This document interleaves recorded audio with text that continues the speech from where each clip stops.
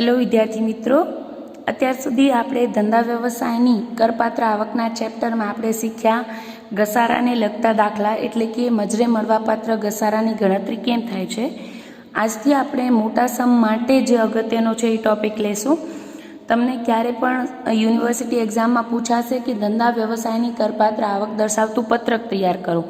તો હવે ધંધા વ્યવસાયની કરપાત્ર આવક ગણવી હોય તો તમને ખ્યાલ હોવી જોઈએ કઈ ધંધા કે વ્યવસાયની આવક છે અને કયા ખર્ચ તમને ધંધા કે વ્યવસાયની ના ખર્ચ કહી શકાય અને કયા ખર્ચ મજરે મળવા પાત્ર છે. ઘણીવાર તમે ખર્ચ તો કરો છો પણ એ ધંધા વ્યવસાયને લગતો નથી હોતો અથવા તો મૂડી પ્રકૃતિનો હોય તો તમને બાદ કરવા મળે નહીં. એટલે કાયદાની કલમ 30 થી 38માં જણાવવામાં આવ્યું છે કે કયા ખર્ચ ધંધા વ્યવસાયની ના ખર્ચ તરીકે તમને મજરે મળવા પાત્ર છે. એટલે આ બેઝિક કોન્સેપ્ટ છે, આ ખ્યાલ આવે તો જ તમને મોટા સમમાં વાંધો નથી આવતો. સો આપણે કેરફુલી જશું. પહેલે લઈશું આપણે મજરે મળવાપાત્ર ખર્ચ કયા, અને પછી ત્યારબાદ નેક્સ્ટ લેક્ચરમાં વાત કરશું કયા ખર્ચા કપાત તરીકે બાદ મળતા નથી. એ બે ક્લિયરલી સમજાઈ ગયા તો તમને મોટા સમમાં કોઈ વાંધો આવશે નહીં. વિગતે લઈએ તો પહેલું છે ધંધા વ્યવસાયનો નફાની શીર્ષક હેઠળ મજરે મળવાપાત્ર ખર્ચ. પેલું છે મકાનનું ભાડું, વેરો કે વીમો. હવે મેઇન વસ્તુ અહીંયા કે ઘણીવાર એવો પ્રશ્ન થાય કે ભાડું તો તમને એમ થશે કે મકાન મિલકતની કરપાત્ર આવકમાં ગણતા હતા તે મકાનનું ભાડું, વેરો કે વીમો. તો અહીંયા મેઇન પ્રશ્ન એ છે કે એ આવક છે કે ખર્ચ છે એ જોવું પડે. જો તમે નફા નુકસાન ખાતામાં ભાડું જમા સાઈડ હોય તો એ તમારું આવક છે અને એ તમને મકાન મિલકતની આવકના શીર્ષક હેઠળ કરપાત્ર આવક ગણાય. ક્લિયર? પણ ભાડું, વેરો કે વીમો છે તો એ જો ખર્ચ સાઈડ હોય તો તમે એ ખર્ચ કર્યો છે એ બાદ મળવા પાત્ર છે. હવે મેઇન વસ્તુ, ભાડું જો મકાનને લગતું આપણે રહેણાંક માટે ભાડે લીધું હોય ને ભાડું ચૂકવતા હોઈએ તો એ બાદ મળવા પાત્ર નથી. ધંધા માટે ઉપયોગમાં લેવાતા મકાનનું ભાડું હોવું જોઈએ. એટલે ખાસ ધ્યાન રાખજો, ઘણા વિદ્યાર્થીઓ આમાં મિસ્ટેક કરે છે. ભાડું જો જમા સાઈડ એટલે કે નફા નુકસાનની જમા સાઈડ હોય તો એ તમારી આવકના સંદર્ભમાં હોય તો એ ધંધા વ્યવસાયની આવકમાં ના આવે, મકાન મિલકતના શીર્ષક હેઠળની આવક ગણાય, જેની ચર્ચા આપણે સેમ 3માં લઈ ગયા છીએ. બરાબર? પણ ભાડું ખર્ચ તરીકે હોય અને ધંધાના મકાનનું ભાડું હોય, દુકાનનું ભાડું હોય તો એ તમે બાદ મળવા પાત્ર છે. સેમ વે પગાર પણ જો તમને જમા સાઈડ આપેલો હોય તો પગાર તમને મળેલો છે, તમારી આવક હોય પગાર, તો પગારના શીર્ષક હેઠળ કરપાત્ર આવક ગણાય. જ્યારે પગાર ખર્ચ તરીકે હોય તો ધંધા વ્યવસાયના ખર્ચ તરીકે મજરે મળવા પાત્ર છે. કારણ કે તમે ધંધો કરતા હશો તો એકલા નહીં કરતા હો. ઘણીવાર તમે કર્મચારી રાખીને ધંધો કરતા હશો, કારણ કે 3-4 કર્મચારી રાખ્યા હોય તો એમનો પગાર, એમનું બોનસ, VF કાંઈ પણ આપવા પાત્ર થાય તો એ તમારો ધંધાને લગતો ખર્ચ છે તો બાદ મળે. એટલે અમુક વખતે કોમન સેન્સ વાપરવાની છે કે તમારે પ્રશ્ન કરવાનો પોતાને જ કે ભાઈ આ ધંધાને લગતો ખર્ચ છે તો બાદ મળે, ધંધાને લગતો ખર્ચ નથી તો બાદ ન મળે. પગાર આવક તરીકે આપણો પગારના શીર્ષક હેઠળની આવક છે. જો હું જોબ કરતી હોઉં તો મને પગાર મળે અને એ પગારના શીર્ષક હેઠળ કરપાત્ર આવક ગણાય. જ્યારે પગાર ખર્ચ તરીકે હોય તો એ તમને કર્મચારીને પગાર ચૂકવ્યો હશે. ધંધો કરવો હોય તો 3-4 કર્મચારી રાખ્યા હોય તો એને આપણે પગાર ચૂકવ્યો હોઈ શકે. એટલે અહીંયા પહેલે છે મકાનનું ભાડું, વેરો કે વીમો. એટલે તમે જે ધંધાનું સ્થળ છે એનો કોઈ વેરો કે વીમો ચૂકવ્યો હોય તો એ પણ કરપાત્ર ગણાય. ત્યારબાદ છે યંત્રો, પ્લાન્ટ, ફર્નિચરનું સમારકામ, વીમો વગેરે. તમે જે મિલકત છે એ વાપરી હશે તો એના ઉપર ધંધા વ્યવસાય માટે હોવી જોઈએ. એ મિલકત ધંધા વ્યવસાય માટે વપરાયેલી હોવી જોઈએ અને જો એના નાશ કે નુકસાન માટે કોઈ વીમો કે વીમા પ્રીમિયમ ચૂકવ્યું હોય તો એ પણ તમને બાદ મળવા પાત્ર છે. મેઇન વસ્તુ એ ધંધા માટે હોવું જોઈએ. હવે મકાનમાં પણ એવું છે કે અંશતઃ ધંધા માટે વાપર્યું હોય અને અંશતઃ ઘર માટે અથવા તો ભાડે આપેલ હોય તો એ જેટલું ધંધા માટે યુઝ કર્યું હોય એટલું જ તમને મજરે મળવા પાત્ર છે. દાખલા તરીકે ઘણા લોકો એવા હોય કે પોતાની જમીન હોય તો નીચે દુકાનો બાંધેલી હોય જે માં પોતે ધંધો કરતા હોય અને ઉપરના ફ્લોર પર એ લોકોએ મકાન બાંધ્યું હોય અને ઈશ્વર રહેઠાણ માટે વાપરતા હોય અથવા તો ભાડે આપી દીધું હોય, તો એવા સંજોગોમાં ભાડું, વેરો કે વીમો ફક્ત જો નીચે ધંધા માટે જેટલું વાપર્યું હોય, અડધું વાપર્યું હોય તો અડધું જ પ્રમાણસર જ તમને બાદ કરવા મળે છે. એ ખાસ યાદ રાખજો. જેટલું ધંધાકીય ભાગનું હોય એટલું જ પ્રમાણસર તમને બાદ મળી શકે છે. પછી ત્રીજું છે ઘસારો. ઘસારાની ચર્ચા ઓલરેડી આપણે આગળના લેક્ચરમાં લઈ ગયા છીએ. ચોથું છે વૈજ્ઞાનિક સંશોધન અંગેનો ખર્ચ. એની વિગતે ચર્ચા લઈએ તો વૈજ્ઞાનિક સંશોધન માટે કોઈ પણ રિસર્ચ એસોસિએશન કે માન્ય શૈક્ષણિક સંસ્થાઓ, દાખલા તરીકે યુનિવર્સિટી, કોલેજીસ વગેરેને આપણે ફાળો આપ્યો હોય તો 150% લેખે બાદ મળે છે. એક તો મેઇન વસ્તુ કે વૈજ્ઞાનિક સંશોધન માટે જે ખર્ચ કર્યો હોય ને એ બે રીતે બાદ મળે. એક તો આપણે કોઈને સંશોધન માટે ફાળો આપ્યો છે કે આપણે જ સંશોધન માટે ખર્ચ કર્યો છે, બરાબર. જો એ પોતે જ ખર્ચ કર્યો હોય તો મૂડી ખર્ચ કે મહેસૂલી ખર્ચ પૂરેપૂરો બાદ મળે છે. અને સંશોધન માટે અન્ય કોઈ પણ સંસ્થાને આપ્યો હોય તો અલગ અલગ 100% અથવા તો 150% સુધી બાદ મળે છે. યુનિવર્સિટી કે કોલેજને રિસર્ચ માટે જો ફંડ આપ્યું હોય, ફાળો આપ્યો હોય તો 150% લેખે કપાત બાદ મળશે. પછી ભારતમાં નોંધાયેલ એસોસિએશન કે જે આ હેતુ માટે માન્ય ઠરાવેલ હોય તેને વૈજ્ઞાનિક સંશોધન કે વિકાસ માટે ફાળો આપ્યો હોય તો એ 100% લેખે કપાત તરીકે બાદ મળે છે. મુદ્દા નંબર 1માં જણાવેલ સંસ્થા એટલે કે યુનિવર્સિટી કે કોલેજીસ હોય એમને સંસ્થાને સામાજિક શાસ્ત્ર કે આંકડાશાસ્ત્રીય સંશોધન માટે જો આપ્યો હોય ફાળો તો 100% લેખે બાદ મળશે. એ સિવાયના સંશોધન માટે આપ્યો હોય તો 150% લેખે બાદ મળશે. ત્યાર પછી છે નેશનલ લેબોરેટરીને, યુનિવર્સિટીને, આઈઆઈટી કે અન્ય કોઈ પણ માન્ય વ્યક્તિને વૈજ્ઞાનિક સંશોધનના હેતુથી આપેલ રકમ હોય તો 150% લેખે બાદ મળશે. આવી ચૂકવણી અધિકૃત સત્તામંડળ દ્વારા મંજૂર કરેલી હોવી જોઈએ. અને છેલ્લું છે બાયોટેકનોલોજી વગેરેના સંશોધન અંગે કંપની દ્વારા પોતે જે મૂડી કે મહેસૂલી ખર્ચ કરવામાં આવ્યો હોય તે 150% લેખે કપાત બાદ મળે છે. કંપનીનો ધંધો શરૂ કર્યા પહેલાં કરેલ ખર્ચ અને મકાન અંગે 100% લેખે કપાત બાદ મળે છે.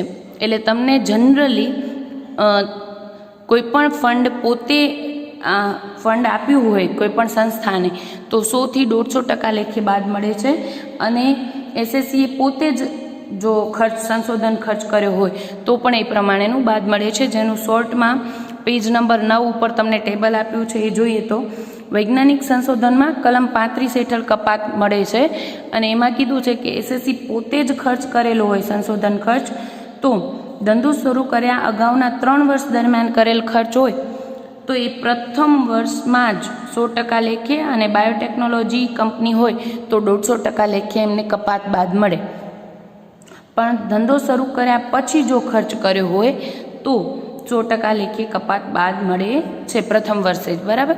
આ પોતે ખર્ચ કર્યો હોય, પોતાની સંશોધન રિગાર્ડિંગ ખર્ચ કર્યો હોય અને પોતે ખર્ચ ન કર્યો હોય પણ બીજી કોઈ સંસ્થા જે સંશોધન કરતી સંસ્થા છે એને જો ફાળો આપ્યો હોય તો ફાળો આપ્યો હોય તો આ બધી યુનિવર્સિટીની અથવા તો વૈજ્ઞાનિક સંશોધન સંસ્થા હોય, નેશનલ લેબોરેટરી હોય, એ માન્યતા પ્રાપ્ત સંસ્થાઓ હોય તો એને 100 અથવા 150% લેખે કપાત તરીકે બાદ મળે છે. યાદ રાખીએ, વૈજ્ઞાનિક સંશોધન માટે કરેલો મૂડી ખર્ચ પણ તમને બાદ કરવા મળે છે. ક્લિયર? ત્યારબાદ છે પેટન્ટ કે કોપીરાઇટ મેળવવા માટે કરેલા ખર્ચા, એ પણ બાદ મળે છે. પણ એના માટે નિયમ છે, એ એના જ નીચે નોટ તમને લખેલી છે, એ ઇમ્પોર્ટન્ટ કરજો, તમે હાઇલાઇટ કરી દેજો. 31/3/1998 પછી પેટન્ટ, કોપીરાઇટ કે કૌશલ્ય પ્રાપ્તિ અંગે કરેલો ખર્ચ અંગે કલમ 32 હેઠળ ઘસારો ગણવાની જોગવાઈ કરવામાં આવી છે. એટલે પેટન્ટ કોપીરાઇટનો તમે ખર્ચ કર્યો હોય તો બાદ નથી મળતો, પરંતુ એના ઉપર તમને 25% લેખે ઘસારો બાદ કરવા મળે છે. કારણ કે પેટન્ટ કોપીરાઇટ એ મિલકત છે અને એ મૂડી પ્રકારનો ખર્ચ છે. એટલે એના માટે તમે 1,00,000-1.5 લાખ રૂપિયા ખર્ચો કર્યો હોય તો એ બધો બાદ ન મળે, પણ એના ઉપર 1998 પછી એવું છે કે એના ઉપર 25% લેખે તમને ઘસારો બાદ કરવા મળી શકે. ત્યારબાદ છે કૌશલ્ય પ્રાપ્તિનો ખર્ચ. એમાં પણ સેમ જ know how patent, copyright, trademark વગેરે તમે જાણો છો કે એ બધી અદ્રશ્ય મિલકત છે. એનામાં પણ એમ જ છે કે તમે એના માટે જે ખર્ચ કર્યો છે એ મૂડી પ્રકૃતિનો ખર્ચ છે એટલે બાદ કરવા ના મળે, પણ એના ઉપર માન્ય દર એટલે કે 25% દરે ઘસારો બાદ કરવા મળે, એટલે 4 સરખા હપ્તામાં તમે એ ખર્ચ બાદ લઈ શકો છો. ત્યારબાદ છે ટેલિકોમ લાયસન્સ ફીની માંડવાળ. વિગતે એની ચર્ચા લઈએ તો ટેલિકોમ લાયસન્સ ફીની માંડવાળમાં આ ખર્ચ મૂડી પ્રકૃતિનો ખર્ચ હોય. આવો ખર્ચ ધંધો શરૂ કર્યા પહેલાં અથવા ત્યાર પછી ગમે ત્યારે થયેલો હોય, અથવા આવો ખર્ચ ટેલિકોમ્યુનિકેશન સેવા આપવા માટે કોઈ પણ હક મેળવવા માટે જો કર્યો હોય તો આવા સંજોગોમાં આવો ખરેખર થયેલ ખર્ચ લાયસન્સ મેળવવા માટે જ થયો હોવો જરૂરી છે. આ 4 શરતો હોય તો જો ધંધો શરૂ કર્યા પહેલાંના સમયમાં આવો ખર્ચ થયો હોય તો જે તે વર્ષે ચૂકવણી કરી હોય તે વર્ષથી, અને ધંધો શરૂ કર્યા પછી ચૂકવણી કરી હોય તો તે વર્ષથી શરૂ કરીને લાયસન્સ ફીની મુદ્દત પૂરી થવા સુધીમાં સરખા હપ્તામાં કપાત તરીકે બાદ મળશે. એટલે કે તમે 50,000 ખર્ચ કર્યો છે ટેલિકોમ લાયસન્સ ફી માટે, બરાબર, ને એ લાયસન્સ ફીની મુદ્દત છે 5 વર્ષ, તો તમને દર વર્ષે 50,000 ભાગ્યા 5 એટલે દર વર્ષે 10,000 માંડવાળ તરીકે કપાત તરીકે બાદ મળશે. પછી છે અમુક પ્રાથમિક ખર્ચની માંડવાળ. પ્રાથમિક ખર્ચ એટલે તમને જાણો છો એ પ્રમાણે કંપની કે કોઈ પણ ધંધો શરૂ કરતી વખતે સ્થાપનાના જે ખર્ચા થાય છે એ બધા ખર્ચા એ તેનો ધંધો શરૂ થતાં પહેલાંના પ્રાથમિક ખર્ચા હોય કે ધંધો શરૂ થયા પછી વિસ્તાર માટે નવા ઔદ્યોગિક એકમની સ્થાપના માટે જો પ્રાથમિક ખર્ચ કર્યા હોય.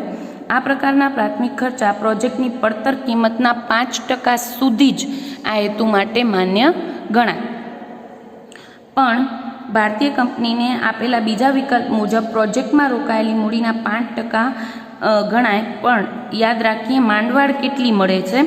31/3/1998 સુધી પૂરા થયેલ પ્રોજેક્ટની રકમ 10 વાર્ષિક હપ્તામાં અને ત્યાર પછી જો પ્રાથમિક ખર્ચ થયો હોય તો 5 સરખા વાર્ષિક હપ્તામાં માંડવાળ મળે છે. યાદ રાખીએ પ્રાથમિક ખર્ચ 1998 પહેલાં થયા હોય તો 10 વર્ષ સુધી તમને બાદ કરવા મળતા હતા. હવે પ્રાથમિક ખર્ચ તમે જેટલો કર્યો એ 5 સરખા વાર્ષિક હપ્તામાં તમને બાદ મળે છે. જેટલો ખર્ચ થયો એના ભાગ્યા 5 કરીને દર વર્ષે તમને એ મજરે મળવાપાત્ર ઘસારો એટલે મજરે મળવાપાત્ર કપાત કહી શકાય. ત્યારબાદ છે સ્ટોર કે સ્ટોકનું વીમા પ્રીમિયમ. જો ખરેખર વીમા પ્રીમિયમ ચૂકવ્યું હોય તો એ પણ બાદ મળે છે. વીમા પોલિસી નહીં, વીમાની પ્રીમિયમની રકમ એ મહેસૂલી ખર્ચ છે એટલે તમને બાદ કરવા મળે.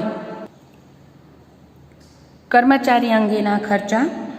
કર્મચારીને આપણે કોઈ પણ એટલે કે પગાર આપ્યો હોય, બોનસ આપ્યો હોય કે કાંઈ પણ રકમ આપી હોય તો એ ધંધામાં કાર્ય કરે છે અને એને આપ્યું છે તો એ બાદ કરવા મળે. પણ મેઇન વસ્તુ અહીંયા ધ્યાન એ રાખવાની છે કે આ રકમ વ્યાજબી હોવી જોઈએ, એટલે ધંધાદારી રીત રસમ મુજબ હોવી જોઈએ. દાખલા તરીકે ઘણીવાર એવું બનતું હોય છે કે સીએની ફર્મ છે, બરાબર, એમાં કોઈ પણ એકાઉન્ટન્ટને નોકરીએ રાખીએ તો દાખલા તરીકે એનો 15,000 પગાર થતો હોય અને એ વ્યક્તિ પોતાના પુત્રને જોબ ઉપર રાખે છે અને 25,000 પગાર આપે છે તો એ 10,000 અમાન્ય ગણાય. વધારાનું કાંઈ પણ માન્ય રાખવામાં આવશે નહીં. એટલે કર્મચારીનો પગાર, નોકરીની શરતો કે ધંધાનો નફો અને તે ઉદ્યોગની રીત રસમને ધ્યાનમાં લઈને એ વાજબી છે કે નહીં એ ખાસ નક્કી કરવામાં આવતું હોય છે.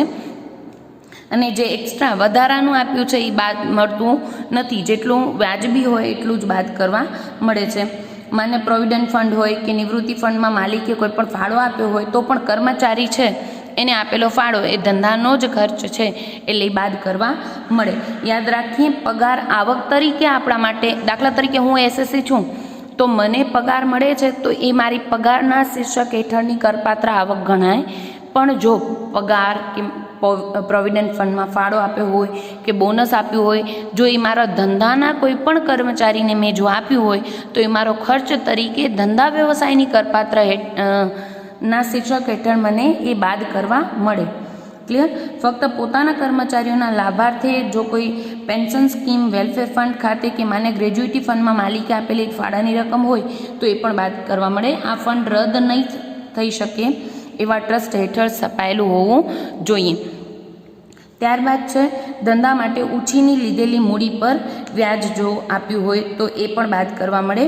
મેઇન વસ્તુ લોનનું વ્યાજ ખર્ચ તરીકે, દાખલા તરીકે ધંધો ચલાવવા માટે મને ક્યાંથી નાણાં ઉછીના લેવા પડ્યા, તો એ નાણાં મેં ધંધા માટે જ લીધા છે, તો એના ઉપર જે વ્યાજ ચૂકવવાનું થાય છે એ પણ બાદ મળે. પણ મેઇન વસ્તુ જ્યારે ઘસારાનો મેં તમને સમ આપ્યો હતો, સમ નંબર 2 હોમવર્કમાં આપ્યો હતો, ત્યારે પણ મેં સમજાવ્યું હતું કે મિલકતનો ઉપયોગ શરૂ કર્યા પહેલાં સમયનું વ્યાજો એ મજરે ન મળે. દાખલા તરીકે મેં મિલકત લીધી છે, એના પછી ઘણા બધા ખર્ચા કર્યા છે, એ મિલકત ખરીદવા માટે મેં લોન લીધી હતી અને એ લોનનું વ્યાજ પણ ચૂકવ્યું છે, તો એ લોનનું વ્યાજ જ્યાં સુધી હું મિલકતનો ઉપયોગ ખરીદીથી કરીને ઇન્સ્ટોલેશનને થાય ત્યાં સુધી, જ્યારે મિલકતનો ઉપયોગ ખરેખર સ્ટાર્ટ કરું છું એના પહેલાંના જે સમયગાળાનું લોનનું વ્યાજ હોય એ મૂડી ખર્ચ ગણાય અને મિલકતની કિંમતમાં ઉમેરાય.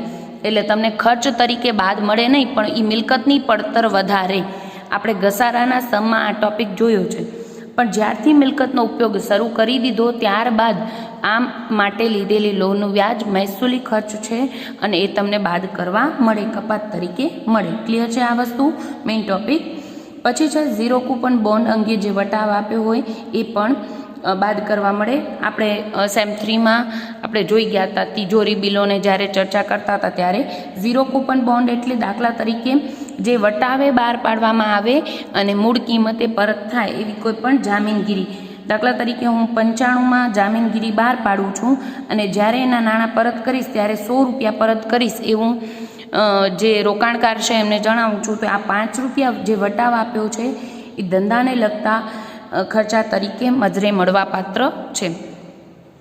ઢોર અંગે થયેલ નુકસાન, દાખલા તરીકે ઢોર મરી ગયા હોય અથવા તો નકામા થઈ ગયા હોય તો તેના વેચાણ પર થયેલી ખોટ હોય તો એ ધંધા વ્યવસાયમાં મજરે મળવા પાત્ર ખર્ચ ગણાય.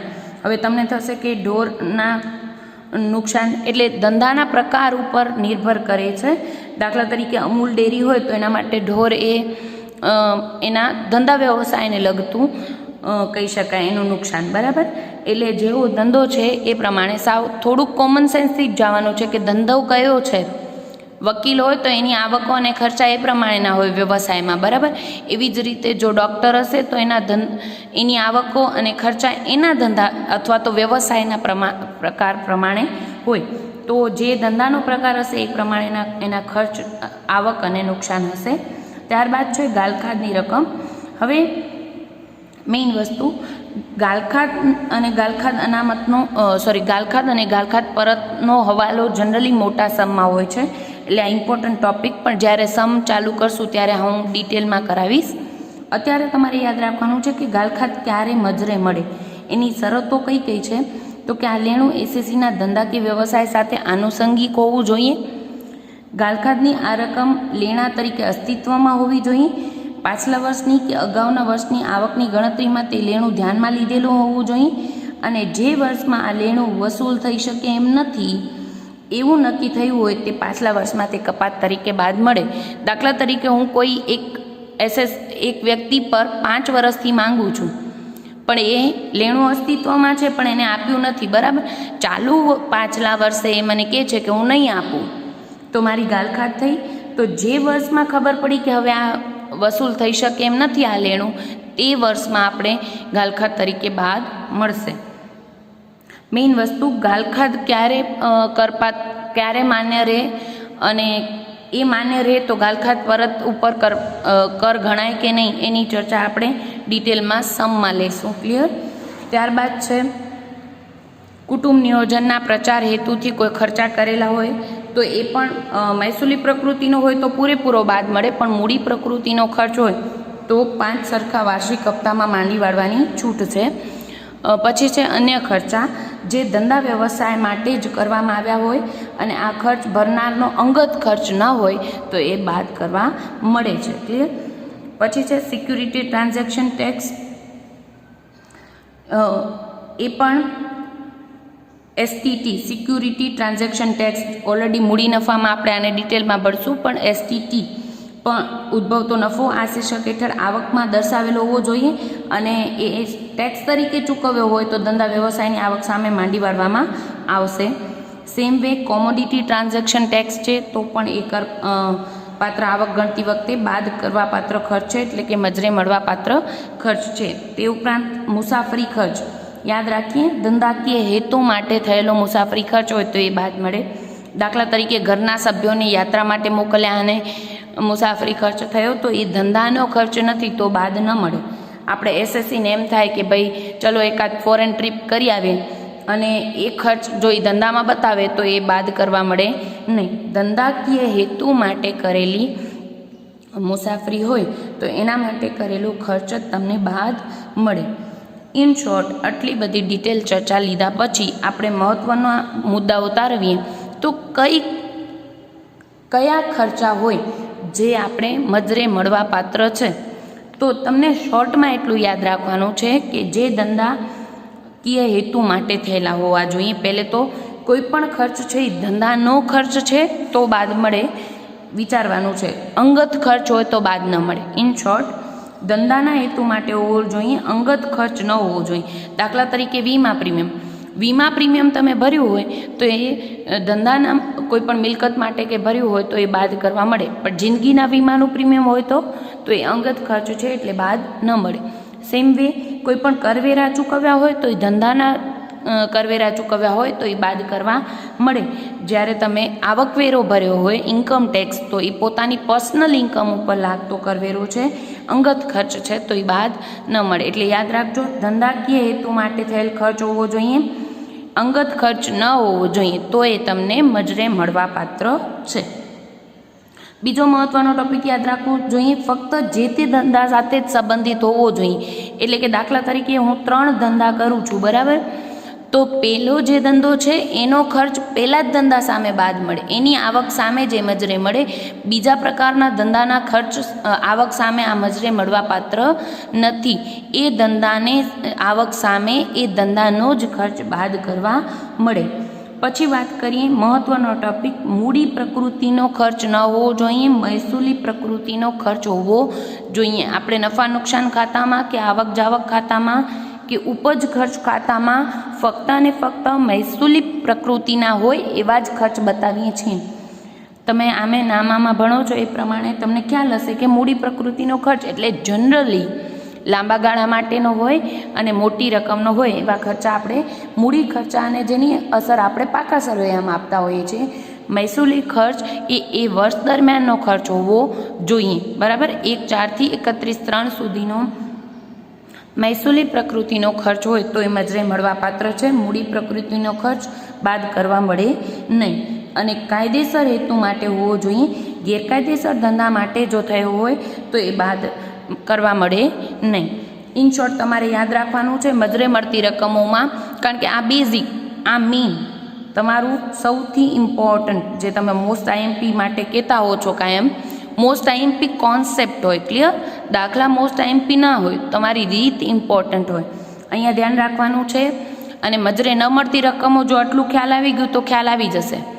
ધંધાકીય હેતુ માટે હોય તો બાદ કરવા મળે, અંગત હેતુ માટે કરેલો ખર્ચ બાદ ન મળે. મૂડી પ્રકૃતિનો ખર્ચ હોય તો બાદ ન મળે, મહેસૂલી પ્રકૃતિનો હોય ખર્ચ તો બાદ કરવા મળે. પછી જે તે ધંધા સાથે જ સંબંધિત હોવો જોઈએ અને કાયદેસરનો ખર્ચ હોય તો બાદ મળે. આ ઉપરાંત અનામતો ખાતે લઈ જયેલી રકમ હોય કે જોગવાઈ કરી હોય તો એ પણ બાદ ન મળે. હવે બાદ કયા ખર્ચા ન મળે એની ચર્ચા આપણે નેક્સ્ટ લેક્ચરથી લેશું. પણ ત્યાં સુધી તમારે પેજ નંબર 13 ઉપર અને 14 ઉપર તમને કયા કયા ખર્ચા બાદ મળે કે ન, કયા કયા ખર્ચ બાદ મળે એના ઉદાહરણ આપ્યા છે કે આવા આવા ખર્ચા હોય તો તમને બાદ મળે. એ તમે એકવાર લિસ્ટ જોઈ જશો તો તમને દાખલા કરવા ઇઝી રહેશે, બરાબર. એમાંની મહત્ત્વની ચર્ચા આપણે નેક્સ્ટ લેક્ચરમાં લઈ અને કયા ખર્ચા મજરે ન મળે એનું લિસ્ટ જોશું અને પછી એને લગતા જ 2 ઉદાહરણની ચર્ચા કરીશું. Thank you.